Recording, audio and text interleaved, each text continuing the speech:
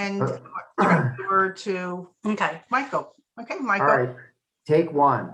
Okay. Okay, so I think you asked us to come to sort of give you an update on where things are with North San Jose, so that's what we are planning to do tonight.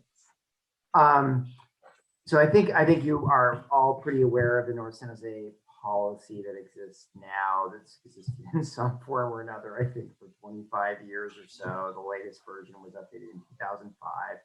And just a reminder, it plans for up to 32,000 housing units and I think 27.5 million square feet of office industrial, broken into 4 roughly even phases of development. And we're kind of pretty much getting close to being done with phase 1. Phase 1 of housing, the 8,000 units, is almost completely been built. Not much, frankly, in new industrial offices been built, but there's a lot of allocation or entitlements that have been approved. So a big portion of it is sort of allocated, although it's not been built. And so we were given direction originally by the mayor and council to look at, can we move, because of the housing crisis, is there a way that we could move housing from phase 1 into phase 2 into phase 1? And also we just realized that in not too distant future, there could be an issue not having enough capacity for industrial. And there was challenges with moving into phase 2 because there are traffic improvements that were tied to phase 1 that needed to be done. And while we've done a lot of work and moved forward with a lot of improvements on transportation, they didn't always align up with the ones, the traffic improvements that were tied to the completion of phase 1. Anyway, so we were going through a whole process trying to figure out how we could change the policy. We had an approach that we were looking at. Could we combine phase 1 and 2? I think we've talked to you guys about that before. And that was going to be a way to allow us to free up some of the capacity for housing and jobs in phase 2. And a number of things happened. One is we realized that that would be a much harder and heavier lift than we anticipated. Secondly, really what's more important is what's happened is there's been a lot of changes going on in the planning world, particularly at the state level, that affect us. So one change, as I think you're all aware, is that the way we did planning and transportation planning, in particular in the past, is we would measure congestion at intersections. It's called level of service at intersections. And that's the whole EIR that North San Jose was done under, and frankly, really most EIRs that any city has done in the state, use level of service as a environmental or CEQA threshold to measure impacts of a project or development, or in this case, North San Jose development policy, upon traffic at intersections. Level of service. And so there was a state law change, I can't even remember how long it is, it's probably 7 years ago now or so, that said that cities could no longer use level of service as an environmental threshold or as a way to measure environmental impacts. And there's a lot of reasons for that, which we can get into, but essentially the impact was not traffic congestion. The impact really is, are you inducing people to drive in their car a lot, long distances? That's the environmental impact. So we've had to completely shift how we analyze the impacts of projects upon the environment, away from congestion towards how much driving are you inducing? And so we actually, a few years ago, changed our policy related to measuring transportation impacts to vehicle miles traveled, how much driving you're reducing, and not to, are you causing congestion in an intersection? And so what does that mean for North San Jose? So what that really means is that our environmental analysis that we have is out of date and needs to be redone. And so now if a project were to come forward in North San Jose, let's say an office project or an industrial project that is currently could move forward under North San Jose policy phase 1 as it currently exists, there's this issue that we have these traffic impact fees in the policy that the development would have to pay for improvements. But now We also have fees or mitigation that they're going to have to do because of CEQA, because of an environmental analysis that needs to be done, right? So they now have to do their own individual environmental analysis. We don't have an environmental analysis anymore under North San Jose because of the new state law. So they're going to have to do their own CEQA analysis. And because North San Jose, in particular for employment uses, commercial, office, industrial, is an area where there's a lot of driving that would happen if it's built, because there's not a lot of transit, there's not a lot of housing, and workers didn't have to drive a long distance to get into North San Jose in most cases, in many cases. It's what's called a high VMT area. It means an area, if you build here, there's going to be a lot of driving going on so people can get to work. And so that means that these projects have to do their own, likely you're going to have to do their own environmental analysis. It could be their own EIR in there. We don't, it depends. But as part of that process, they're going to have to mitigate to reduce their amount of driving that's projected below to a level that's environmentally insignificant. And that's going to result in them having to likely pay money to the city for improvements. So these office industrial projects are going to get slammed twice. They're going to have to pay the TIF from the North San Jose policy, the traffic impact fee, and pay, I think it's, you guys, my other colleagues will know more. I think it's like $14 a square. It's a pretty big chunk of money. And through this environmental review process, they're going to have to pay even more. So they're essentially double paying. So that's like, oh my goodness, we're going to disincent office and industrial development and new companies from locating in North San Jose. We don't want that. So that's a reason why we really need to what we're doing now is we're looking at shutting down the policy, closing it out, retiring the policy to get rid of this issue. And so that's important you understand that it's really about us not trying to modify the existing policy, but to close it down. And before I get into that, let me explain another reason why we're looking at doing that. And the other reason is called the RENA, the Regional Housing Needs Allocation Process, the RENA process. And so the North San Jose plan plans for 32,000 housing units in various places in North San Jose. It's again broken into 4 phases. We can't move forward with the last 3 phases, which is about 24,000 housing units, because of the current North San Jose policy that we have now. However, the state has told us, as we update our housing element, which we're mandated to do right now for state law, we have to accommodate in San Jose up to 62,000 more housing units. And North San Jose is going to be that place where we can build or accommodate or plan for a huge chunk, more than a third of those units. And so that's another reason why we need to figure this out and do something. And so the approach we're taking is to look at retiring the policy so that housing can move forward consistent with state law in North San Jose, so we can update our housing element. Can I ask a question? Sure. So I have a couple.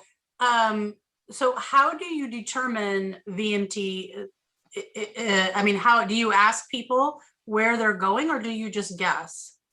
No, so Ramses, I could take a crack at that, but Ramses, do you want to step in on that one? Sure, yeah. So VMT is a particular measurement about how much people drive and how long people drive, and what we do, and I can share the website we have on it. We have a basic reading through the transportation models we have in the city that use land use, current transportation facilities, and all that, and they go into the model and they give us a reading that says, this is how much we believe people drive in this or that area. Based on the type of land use, right? So there's one for a residential development and another for a commercial or office development. Okay, so when you're talking about these new fees for the high VMT, is that only commercial, or will it also be the residential places that are being built that will have to pay the higher fees as well? So the fees in North San Jose would be highest for commercial because there is so much commercial, right? There still would be fees for some residential, but they would be lower because one of the things that the VMT policy, or that's the intent by the state in the VMT policy, is to help us balance out residential and office land uses. And North San Jose is predominantly office land uses right now, and so there's less VMT from residential projects in North San Jose than there is, but that's not to say that there wouldn't be fees. So would these new because we're all high density residency up here now. So you're talking, I mean, 99.9%, we're talking apartments. We're not talking condos or townhomes because it's just not feasible for builders to build for sale units up here. It's better for people doing rentals. So a lot of these places that have rentals have mixed, you know, the lower half may have some, you know, like it's a Starbucks and a Subway's almost always. So are they going to be paying higher fees for that and not, I mean, do you do like a partial, you know, if you have a place where the ground floor is got commercial spaces or part of the property is commercial, how would you do that? Yeah, great. So if you have a mixed use, each land use type gets its own measurement. Okay. And they have to, and folks have to mitigate against that, the measurement of the together, right? It doesn't like equal out or something. Each one kind of gives its own measurement. Okay. And so when we say commercial in this context, what we mean is office. Only office. Well, we have a person who is trying to buy the corner Japanese farm, and they have already, you probably saw it in the Mercury News. Yeah. A portion of it will be office, a portion of it will be resident, you know, apartments, and they want a portion of it to be like an In-N-Out burger or something like that.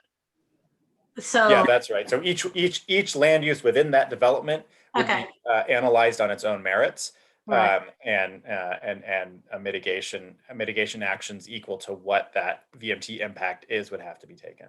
I'm just wondering if that will end up discouraging that type of building and encourage more residential than commercial is why I'm asking that question. I mean, the right answer to that is kind of depends on what the market wants to bear, right? There Okay. is lower VMT for residential in North San Jose than for office. And is there a measurement against, you know, what a lot of these apartment complexes do is they don't provide enough parking. And so is there going to be some kind of, I mean, I know they want everyone to take public transportation, but that just doesn't happen because public transportation doesn't get you there as fast as your car, or it doesn't let you stop at the grocery store. You know, it's just not as flexible. And so we have apartment complexes that don't build enough parking spots. And so we have people parking in the street. So that's why is there something that, so like, I know you want people. We're explicitly barred from considering parking issues in Okay. environmental analysis. That is no longer a legal avenue of consideration. Okay. So there is still consideration under city policy, right? But in general, we want to drive parking numbers down because Right. it's very clear that less parking actually equals people doing those other things. We totally agree that the environment needs to be the transit environment, biking environment, all those kinds of things need to improve.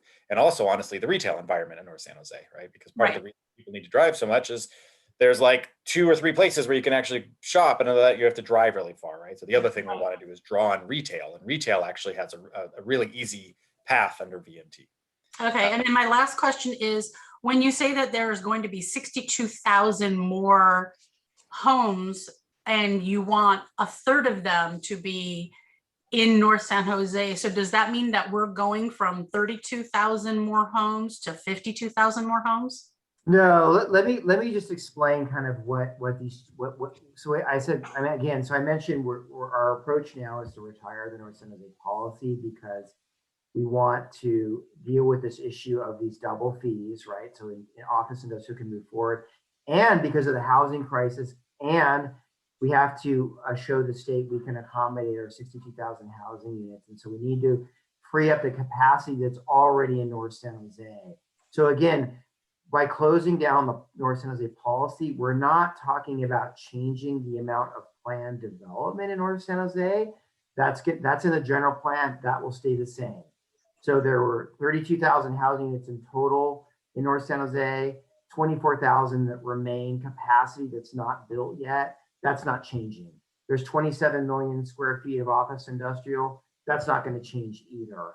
It's essentially just removing these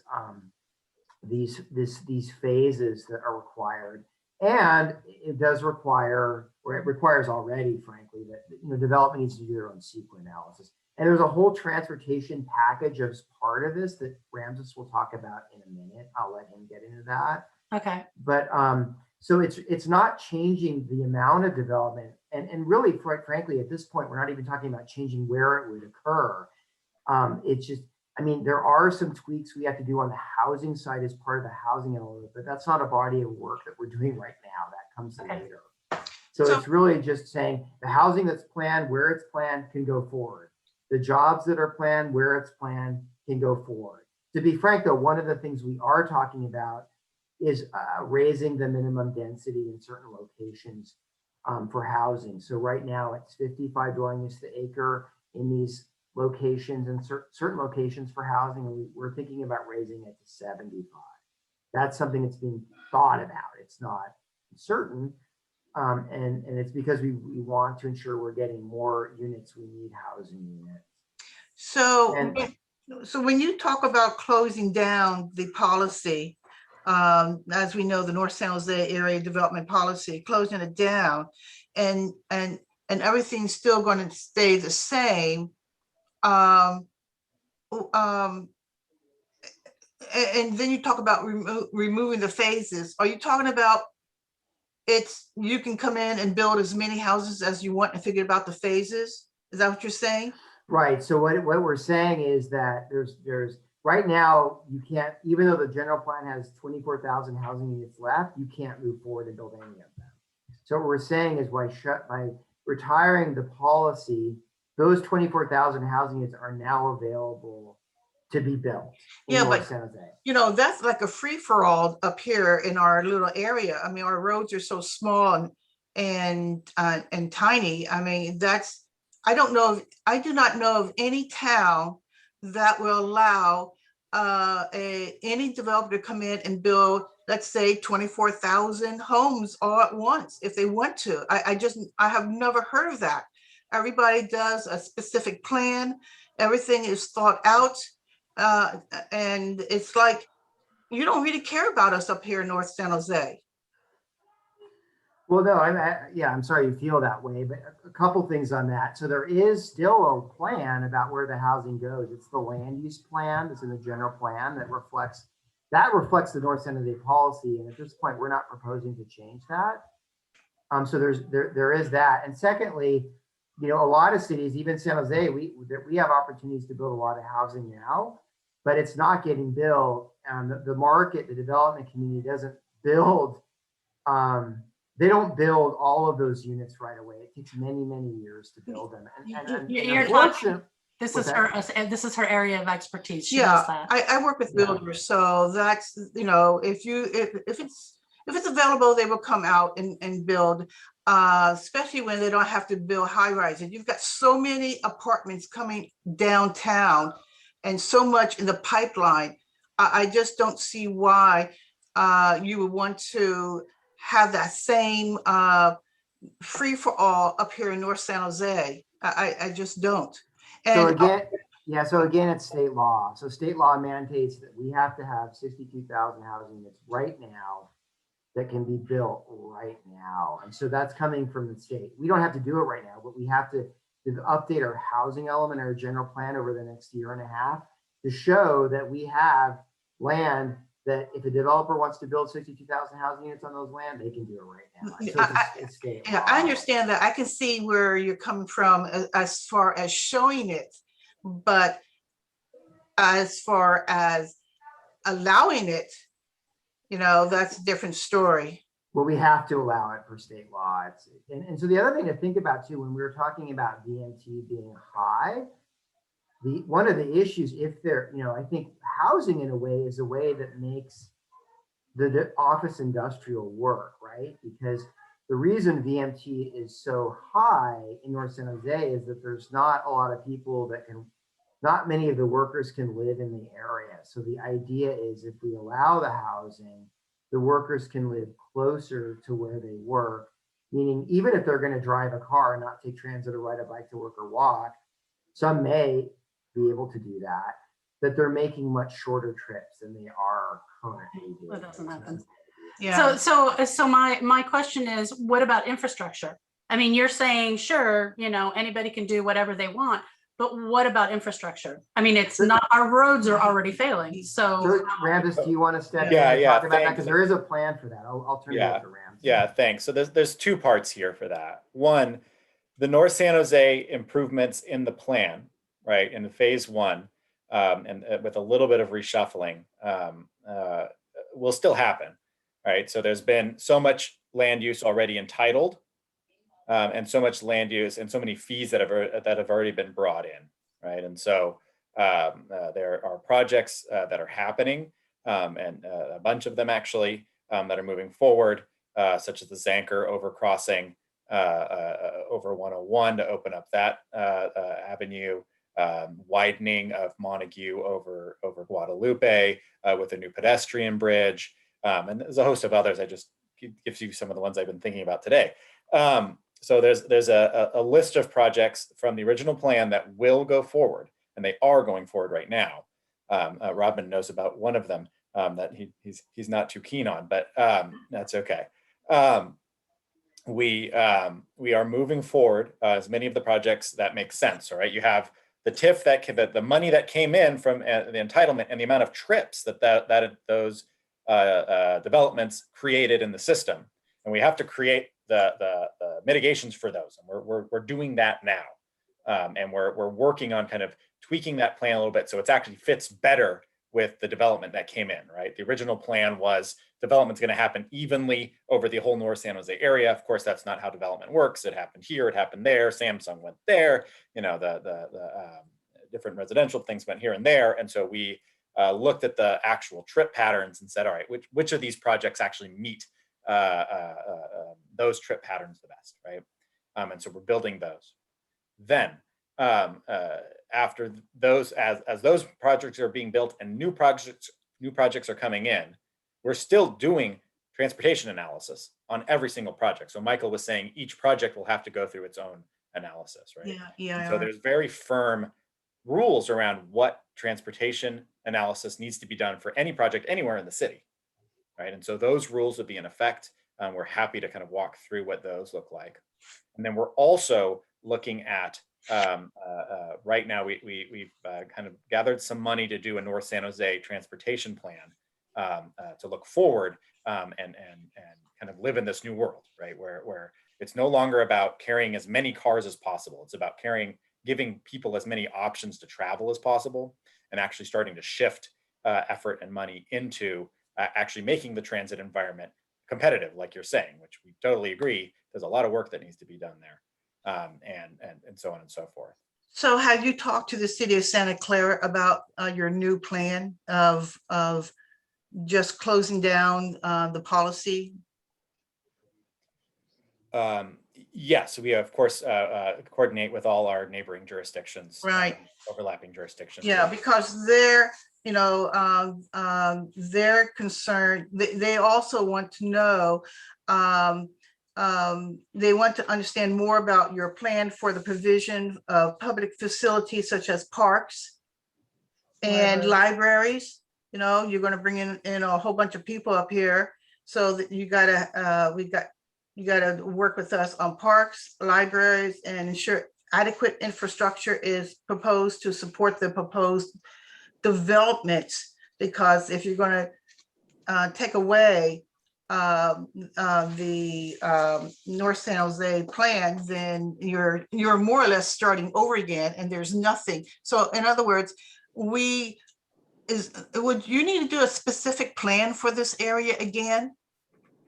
No, No specific plan, no task force with the neighbors and with the commercial owners and the retail people, nothing. I mean, it's just do what you want to do, knock it down, move forward, and that's it, because the state says. Well, I You mean, don't have any plans, nothing for the future to understand. well, so yeah, I mean, I think we could do a specific plan. We're not proposing to do that. I mean, we're planning to keep really essentially the elements. So some things are still going to remain. So the land use plan from North San Jose is still in the general plan. We still have the design guidelines from North San Jose. Those are going to still be in effect. Okay. It doesn't change parks and library plans. I can't speak closely about what those are, but those plans, for whatever they are doing or are not doing, those plans still exist. So, you know, that Parks is planning, for example, on Agnes, I believe. So those things are remain what they're planning and what they're doing. Or if they're not and they need to do things, it doesn't change the situation with Parks and Library. Okay, so yeah, So, I mean, so yeah, so and again, we have requirements for parks, PDO, there are parks dedication, parks impact fees. So as development comes in, not commercial, but office develop, I mean, sorry, not office development, but residential, you know, those developments have to pay park fees and Right. or they can dedicate land. And so if that development comes in, housing, and I'm sure much of it will, we hope much of it does, we need the housing, they will be paying fees, and Parks does planning work to figure out where do we need to put the parks, given where the land, where the housing is going, and coming up with strategies to actually make the parks happen. so we that work will continue, and the shutting down of the policy doesn't affect that. okay, so I really think there should be a specific plan to include a lot of things that we've talked about, so that we know where we're going and what we can see. But affordable housing. Now, we're supposed to have 20% affordable housing, but the way the developer gets away with that is they pay in lieu fee. So, you know, the state talked about housing and they need 62,000 more looking someplace. So they're going to look up here in North San Jose. I believe you said it's going to be a third up here of that 62,000 would be a third. So what is your thought on affordable housing and keeping the affordable housing up here and not having the builder and do in lieu fee? Right. So so I think there's a couple things. So yeah, so they can pay, the inclusionary housing ordinance has to have alternative forms of compliance, and one of them is correct, is an in lieu fee.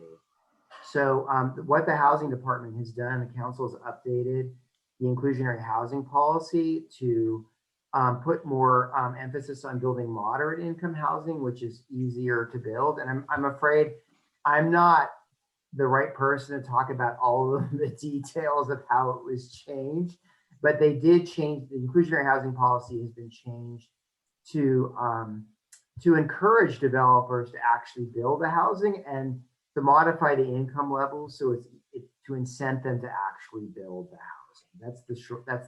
That's the summary of what the approach was.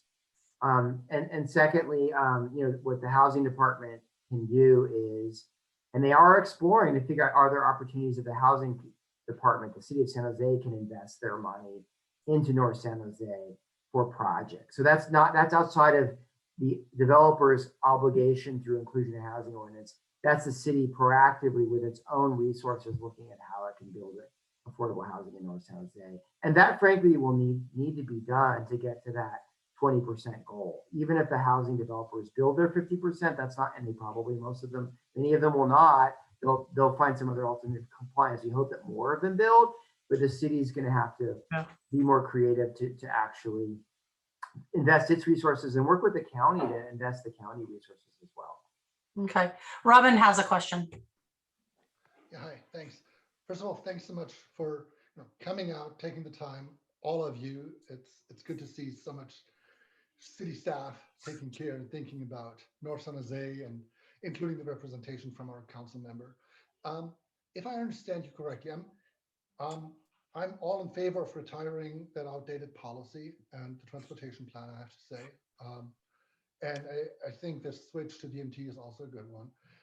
But there's still a level of review with developments. And what I understand is once you retire the policy, there's kind of actually more review than currently, right? Because right now, developers can come in and say, this is kind of tired of the North San Jose EIR.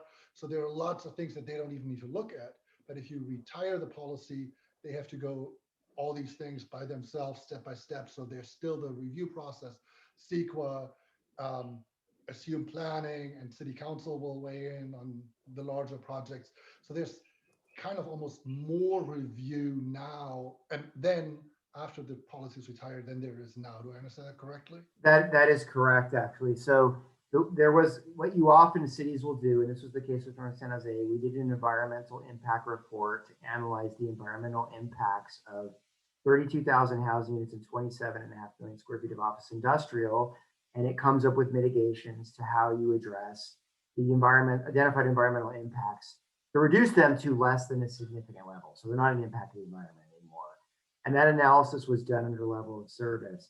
So correct, by retiring the policy now, developers in the past could just tear off if they could use that environmental analysis, and we'd say, yeah, their project is analyzed under this EIR that was done for North San Jose. Nothing more, you're good to go, bye, streamline. Now the projects, by retiring the policy, and there is no more in EIR, they have to go through that environmental analysis on their own, and it's more extensive, and it may result for many projects and then having to do an EIR. It depends, we don't know, but it's in many cases, and it's particularly because of this VMT issue, not really likely other environmental issues, but many may have to do an EIR. So you are correct, for it is more work and may result in some projects in a lot more work than having to do an EIR, but we don't know. It's really project specific. But Yeah, so, that what you said is correct. Yeah, so to kind of follow up on Gene's example of, if a developer comes in and wants to build all the housing at once, they would basically have to redo the EIR that the city did 25 years ago, but now the developer is responsible for the EIR, and there's still the review process, the public is involved. I assume our council member is going to have opinions about it and weigh in, and there will be plenty of opportunity to weigh in on, especially the larger projects.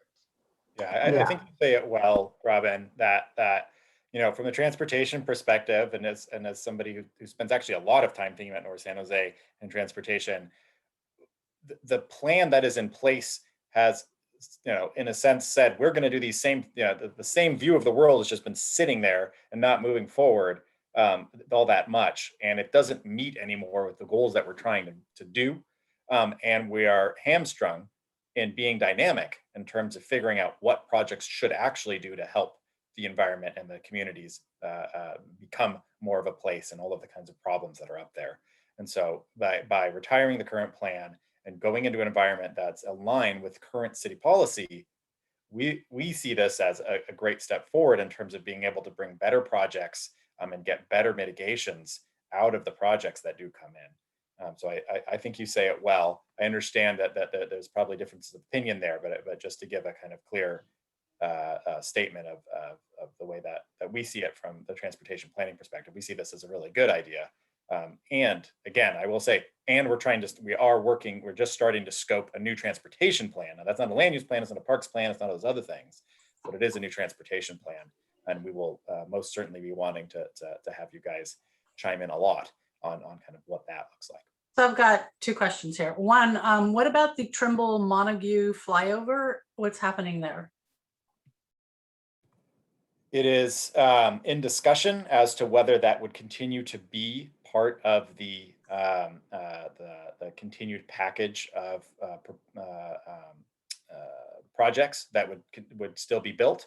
Our general opinion is that it should not be, that it is not a productive use of money, and it does not actually mitigate the kind of traffic that that already entitled projects bring in, or will bring in, nor it certainly is not a VMT reducing project. So we're general leaning against wanting to do that, but that is still open for discussion. So what are you thinking about in terms of making public transportation better in this area? Because we paid a special assessment for a shuttle up here, and it would go down River Oaks and then cut through, go through Research and then down through Village Center Drive and then go back up River Oaks. And the problem with the shuttle was that it ran from, like, I think it was 4:30 or 4:45. I mean, it ran like during peak traffic hours. And the problem with that is that it was useless if you needed to be sooner than the shuttle, or, for example, I was going to graduate school at San Jose State. I could never take the shuttle and take the light rail downtown because the shuttle didn't start until a half hour after it was time for me to hop on the shuttle to get to the light rail, to take the light rail to class. And the whole process ended up being, like an hour and 45 minutes. When I got in my car, it was 20 minutes to get down to San Jose State. So that's the sort of thing I'm thinking of, is like, what, if we're going to have this high density area, what is the Department of Transportation's plans to make sure that we have an easy way to hop on a shuttle, get to the light rail, or get to BART, and it's not running only between like 6 and 9 and 7 and 9, but it's a running during the day for people who want to go shopping, or they have an errand to run before work or after work, so that it's not something that makes people say, well, it doesn't work, I'll take my car. Yeah, great question. I really appreciate the thought that you're putting into that. And it's exactly the kinds of problems we want to solve, right? So what's already planned, right? We're working closely with VTA to improve operations and speed on the light rail systems, so that becomes an actual viable solution to go downtown. I know well, before COVID, I worked at City Hall, and I came to VTA once or twice a week. And I commonly rode my bike instead of took the light rail, unless I really needed to work. And then I would sit on the light rail, but the light rail is just not fast enough right now. Biking's fast. Yeah, it needs to increase speed. We're looking at options of any way we can improve the light rail is kind of one of the spine, right? We did recently get adopted in the Plan Bay Area update, which is the regional transportation plan from MTC. The grade separation of most of the light rail through from downtown all the way to Tasman. So that whole section is being looked at as potentially grade separated. Now, if we could do that, you're talking about a real significant improvement in terms of time, service, all that kind of stuff for that line. There is, then beyond that, that's partly what we've been stuck with, right? The transportation planning for North San Jose is in this old plan that we're retiring. There are some other transit improvements in there that have to do with kind of bus stop improvements and some transit signal improvements and stuff like that. But it does not have the capacity to deal with new transit service, right? And in the end, the city doesn't actually run transit service. VTA, yeah. Yeah. But again, with the transportation plan we're trying to scope, the focus will be on how do we make North San Jose into a lower VMT area? What are the services that are needed? What are the things the city can do to do that? And so we'll be thinking deeply in that process to really answer your very good question. So what is, you were talking about the state has made some changes, therefore that's why you have decided just to drop the whole North San Jose development plan. What law was that the state said, or so that I can go read it and understand it a little bit better? Sorry, you're talking about the LOS to VMT law, is that right? Is that the one where? Yeah, so it's SB 743. SB 743, okay. And if you want the best kind of the statements by the state as to how to implement it, Yeah. which we actually had a lot to, we actually helped the office that wrote it a lot in writing it. Yeah. It's the Office of Planning and Research, OPR. Oh. And if you look up California OPR SB 743, they have just a ton of information about what this law is and how it's supposed to be implemented. So, And we worked a lot with the state on writing our version of it. okay, it's California OPR SB 743. Yeah. Do that search. You're going to find a treasure trove of the state's versions of that, and you might we even have some of our work cited in their Right. in their So, writings. so that's a law then. Okay. Okay. So for so we're talking about North San Jose policy. So and you're saying that you're not going to, you're leaving in places those things where you've identified where you want parks, et cetera. Well, those aren't really identified. We have a park Yeah. that's been identified. That's and where near the new schools are. Yeah. Agnes. But what is the policy regarding things like like a community center or library to service this high density that's being put up here? I mean, how is that addressed? Is that just because this is the problem? You know, we have these high density apartments here. We have multiple people living. It's not like, you know, one person is living in a 3-bedroom apartment or 2 people are living in a 3-bedroom apartment. You have 4 people living in a 3-bedroom apartment or more. And so we have a higher density here than it may look like on the surface if you're just counting units. And we have no library up here. We have no community center. In fact, if we want to use a library, we go to Santa Clara or we go to Milpitas. If we want to use a community center, we go to Santa Clara or we would have to go to Milpitas. The closest thing to us is, I think, the Joyce Ellington in Japantown. Or, I mean, this has always been the problem of North San Jose. Until they built the Safeway over at Rivermark, the closest grocery store for us was Zanotto's downtown San Jose. And the policy at the time was to encourage business for Santana Row and the Great Mall, and they didn't want to see anything up here. But now that we're saying that there has to be all this housing up here, my big thing that I focus on is, so how do you create a sense of community here, because everyone is separated by these kind of apartment islands, you know? And when I say, well, what about a community center? What about a library? What I hear is there's no money. There's no money for these. There's no money for these things. And it seems to me like the city isn't making plans for what happens up here. And it's like, you know, we said a long time ago, we understand that there's going to be high density up here, and we accepted that. But in exchange, we want a place that's livable. We want a library. We want a community center. We got our schools. We had to fight for that. So what is the city actually actively doing to make sure that this is a livable place, other than saying, well, it's up to the builders?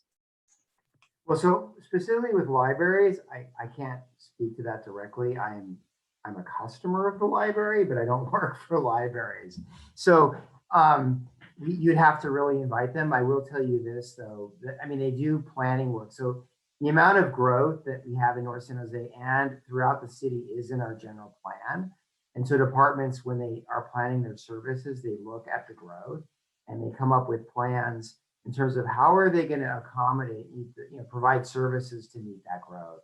I don't know what libraries' plans are. That would be, I would encourage you, to invite libraries in and have a conversation directly with them. So I'm not privy, or I don't know what their plans are. I mean, parks, I'm a little more familiar with. They do a green print, which is a plan for parks planning. They look at where the growth is going, where new parks are needed, where the city has underserved areas for parks. And they come up with plans of how they're going to create the park space and meet our city park goals. But for libraries, I think you really have to talk to them. I don't think I or anyone from the city are that familiar with libraries planning. I will follow up with libraries and parks to give you a more concrete answer, and maybe Stacy can help us with that as well, because I think that that's cute. Yeah. Well, I'd like to see the city of San Jose also, not just saying, it's Parks' problem, because Parks Yeah. doesn't. No, that's right. That's right. That's I didn't want you to get that impression. So we will follow up with parks and libraries, because they have plans. We don't know them off the top of our heads, but that doesn't mean we don't have them, and we'll make sure that the information out there gets to you after this. Well, again, here this is this letter that was sent to you from Andrew Crabtree, and it had because you wanted to change it from phase 1 to A and B, and and so they were asking about CEQA analysis and the settlement agreement. I don't know if you worked that out with now this new SB 743 plan, and they wanted to know about transportation phasing changes. So, and then the last part was about how you're going to handle the parks and libraries to ensure infrastructure is proposed to support the proposed development. So to me, what you're doing now still applies to the question or statement that Andrew Crabtree, the director of community over in Santa Clara, asked. And I don't know if you are going to answer him or because I think these issues are still in play, whether you get rid of the North San Jose policy or not. Yeah, you're absolutely right, and we are in mediation, and so we're not allowed to disclose what's going on between the mediation, unfortunately. Right. So we can't kind of tell you what the letters were back and forth and stuff like that. We have to stay away from that. That's not appropriate. Sure. For us to share what that is. Right. But we can say we are in mediation, right? So there's discussion is happening. But again, whether they wrote that letter or not, it's your concerns, and we will bring the information that we have to you. It was written, it was March 22, 2019. So it's 2 years, 2 years almost to the date that this was written, and they're concerned because you were making some changes to the North San Jose policy. The way changing with the 4 phases, you were changing it, and so they had their concerns and wanted to know how you were going to address those issues. So now I think these same issues are still the same when you get rid of everything. To be honest, I think that I don't think the right way, and this is just my opinion, and I get it. You guys have a very worked out position here, and I really respect that you guys are so engaged. But I don't think the right way to look at this is the city is disinvesting from North San Jose. From our perspective, we're updating the way that things happen in North San Jose, so that they're actually possible. I mean, all the complaints you're bringing up are very real, and we see them. And part of the problem is the policy environment in North San Jose has just frozen our ability to get new resources into the area to improve it. Right.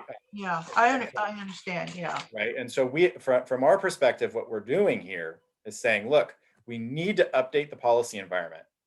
The area development plan is not working. It's frozen development. The transportation plan doesn't solve the problems of the area. And so we're getting rid of those things, but the city still has all of its policies and plans to get transportation improvements, to get parks improvements, to get the library plans, right? Those are general policies that spread across the city. Most of the city doesn't have precise plans in San Jose. There's only a few areas that have that, right? And so we're very used to solving these problems as they come in across the city. Downtown has its own plan, sure, okay. A few other places do, and we're working towards actually some of those. We might see that happen here at some point, but at this point, we feel confident that the city's policies, as they are in place, will actually get us to a better place than we are today. And that's kind of that's the, we're very positive about this move, and we think this is going to help solve a lot of the problems you're bringing up by being able to work into this. I think Robin kind of explained that perspective, at least in the transportation side, well a little bit ago. Well, I just think that because you're doing this, I think you should engage the neighbors up here who's lived here for many, many years. And I think there should be some kind of a task force. Maybe District 4 can start that and bring a lot of people to the table to discuss what you want to do. And but anyway, I don't want to keep repeating myself, so I'm sorry if I do. If I Just go ahead. I mean, for a sec, I think you're completely right about the aspect that the community section, we have seen commercial development, we've seen residential development, we've not yet seen as much community spaces develop, and especially libraries and things like that. I think there are two parts to that. I think Marcella, you mentioned like the islands of residential developments, and I think the new transportation plan, kind of the reason we have these islands is that the old plan said we need wide roads that separate everything, where people can go through quickly. And now with the new plan, where we're thinking about smaller pedestrian-sized roads, the islands will feel less like islands, because it will look more like you have on River Oaks with Crushingville, where it's easier to walk and you don't have to cross that many lanes, and it's comfortable. And like Tasman will see an update to that, so you have less of an island effect. But I think you have what I've not seen, or what I'm missing, and I think that goes towards the general plan, is planning where these things like libraries and community centers, and maybe even another school could actually go. Yeah. I'm kind of worried that with giving up land, or that we don't have a plan. My understanding is if we actually build all these housing units, we will need another elementary school, for example. And there isn't actually a place for that to go, is my understanding. And so what I would love to see, I think the idea of maybe the council office could organize that, to have an understanding where could certain community things go a little bit more, so we have a better understanding that the place is kind of reserved, despite the housing crisis, and despite, of course, our wishes to get commercial development and the taxes that are related to that are going to pay for the community things. But I think there's a worry, and I share that at one point there's just no more space to get certain things in, and I'm not sure we have enough policies in place and spaces in place to make those things happen. If that makes sense. Hi, everybody. Let me just jump in for a second. My name is Chris Burton. I work in the City Manager's Office in the Office of Economic Development, and I've been working pretty closely with North San Jose for, goodness, almost feels like 15 years now. So I hear you. I think, you're absolutely sort of saying the right things and raising the right concerns. They're definitely things that we're aware of and working on. Specifically to the issue of schools, there is a site planned for future schools. So the Agnews site over, off of Zanka is planned for a full K through 12 school campus that will also include. Yeah, right. So we'll also include, a significant park facility as well.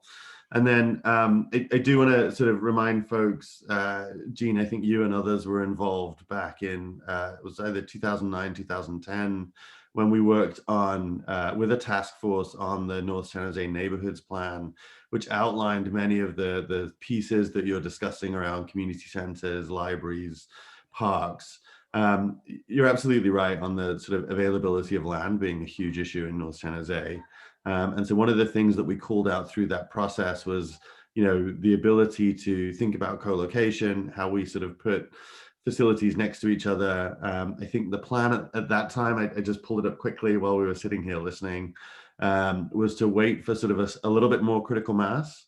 So I think around the sort of 25,000 unit mark was when the the new community facilities would be planned, and that would be a new library, a new community center co-located. As I said, that's an older plan, so it's certainly worth us doing the work to check back in with our library department to understand.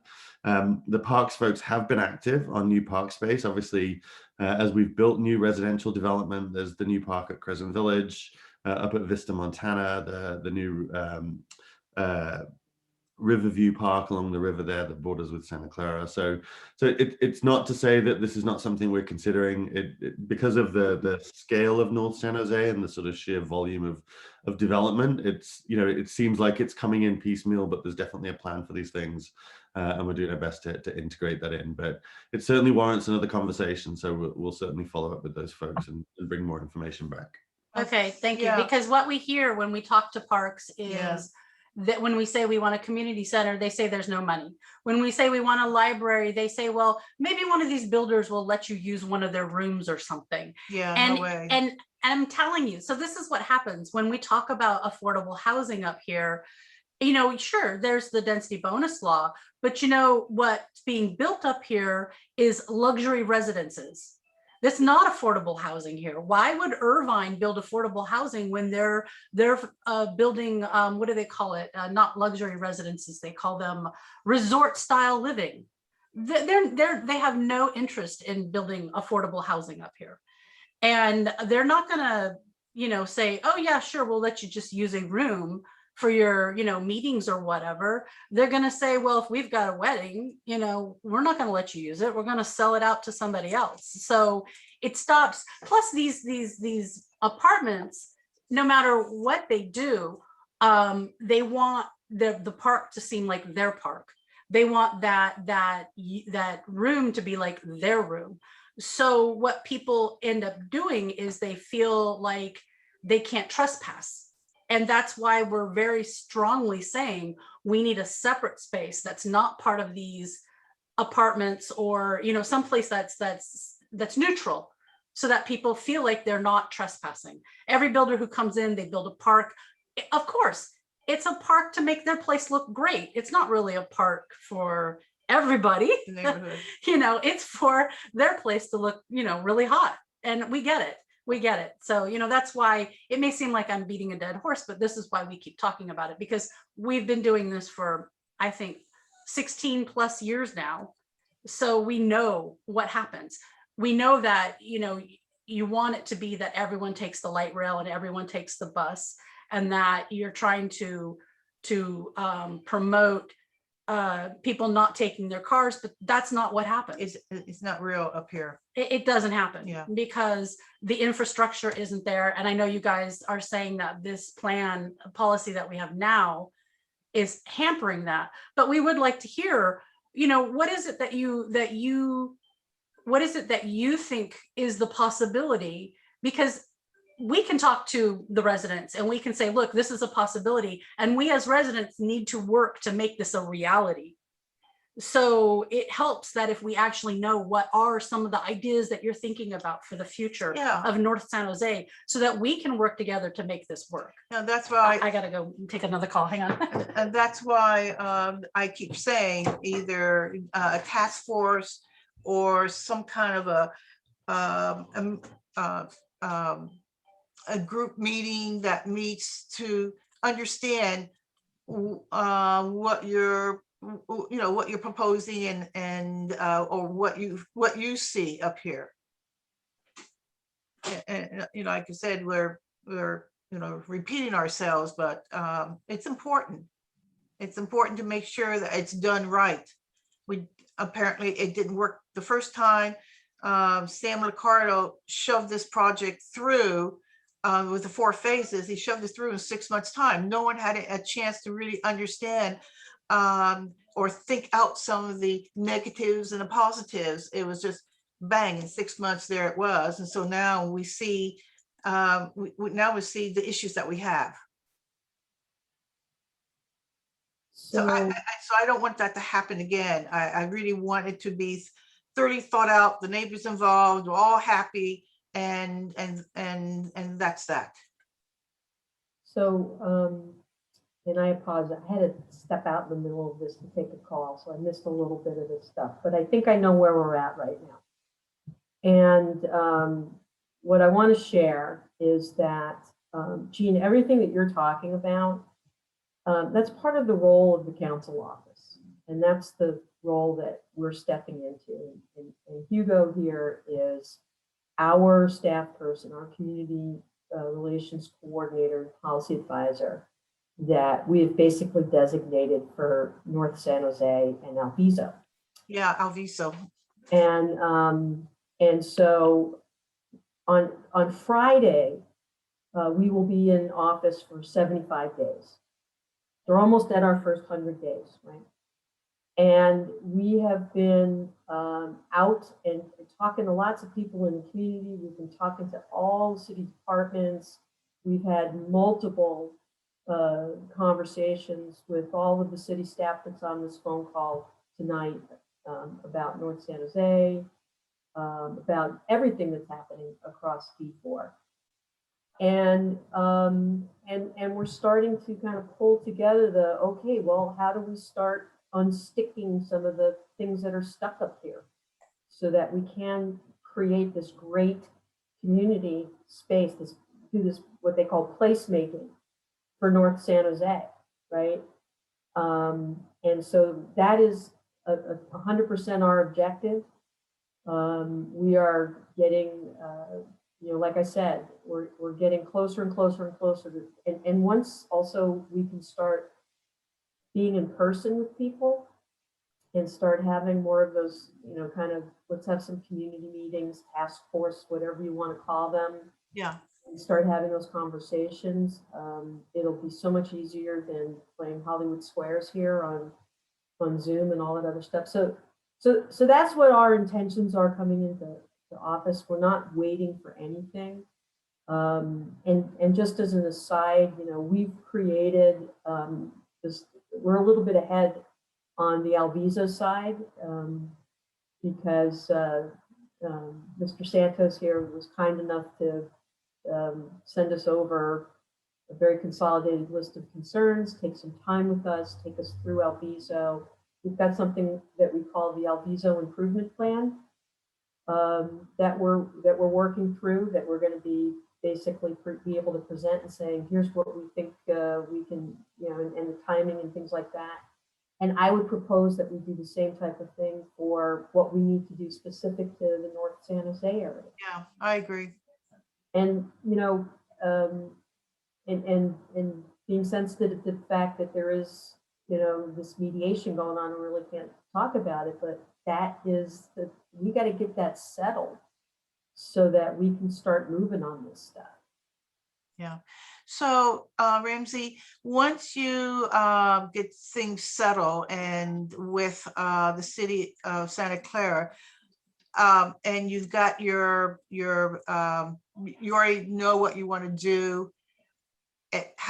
So does it go before the planning commission?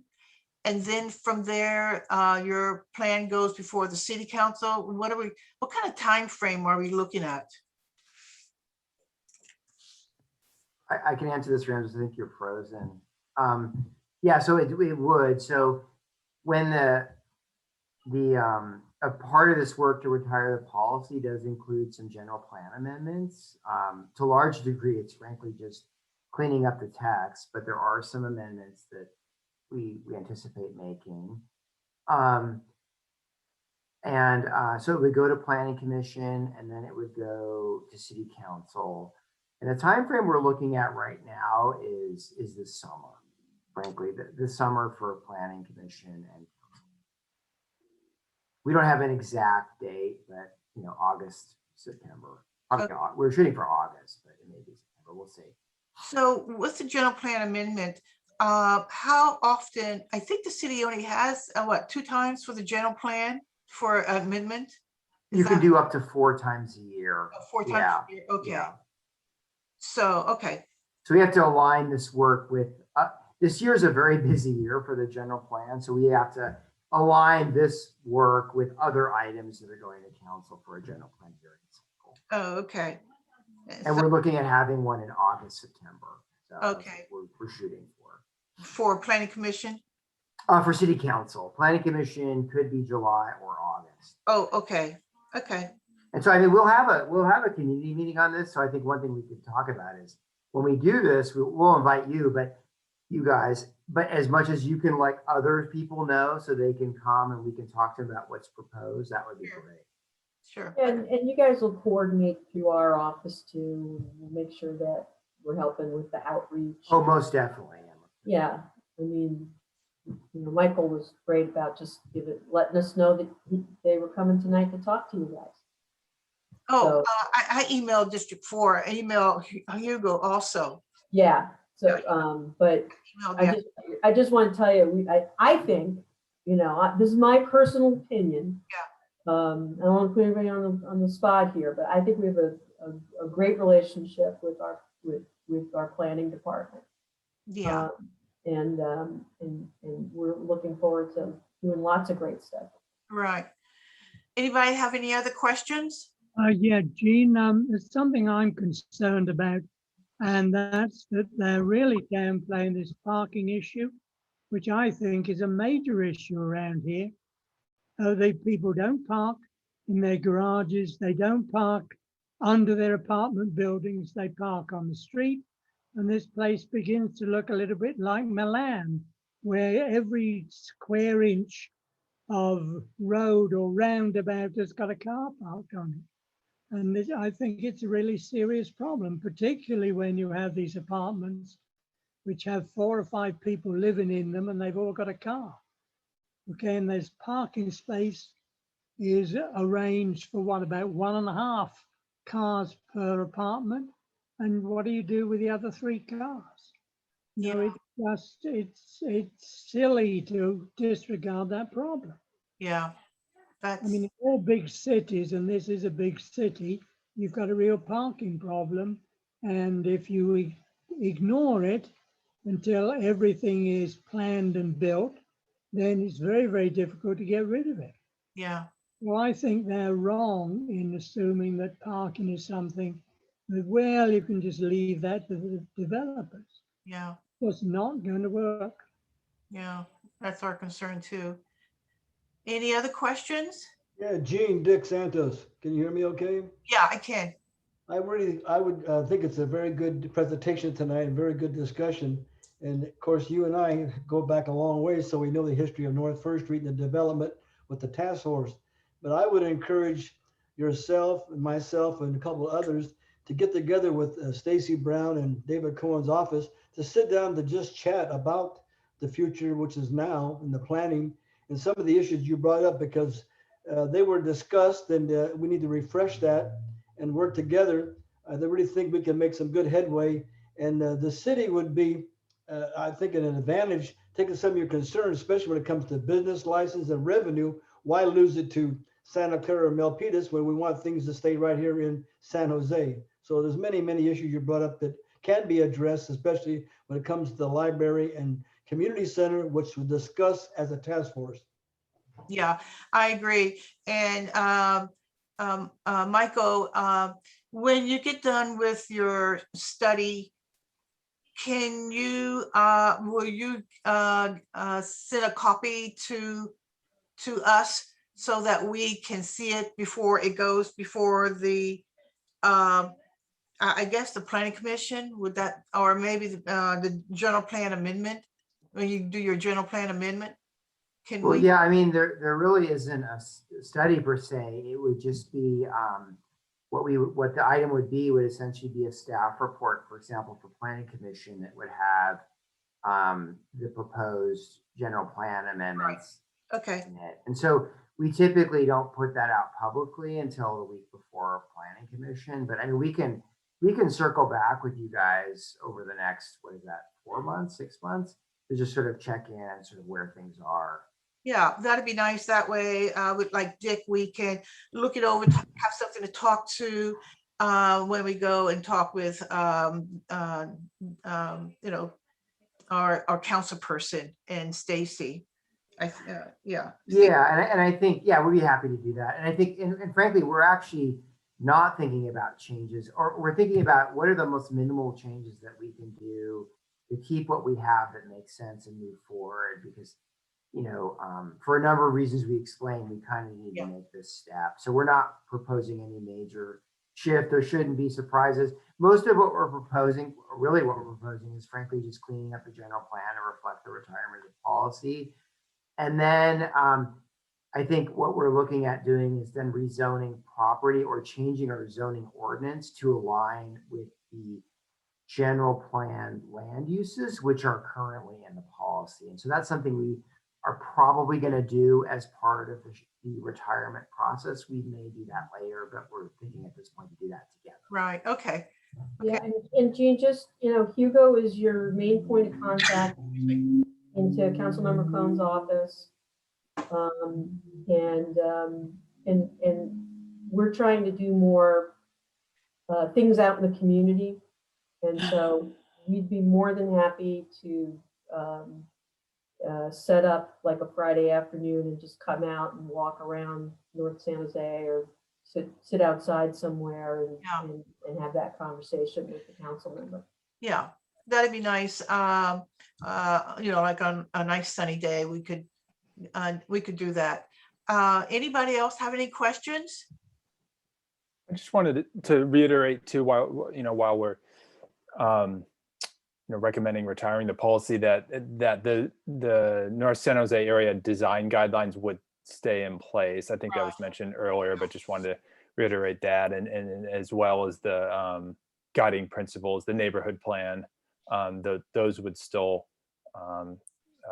be around and would still be effective. Okay.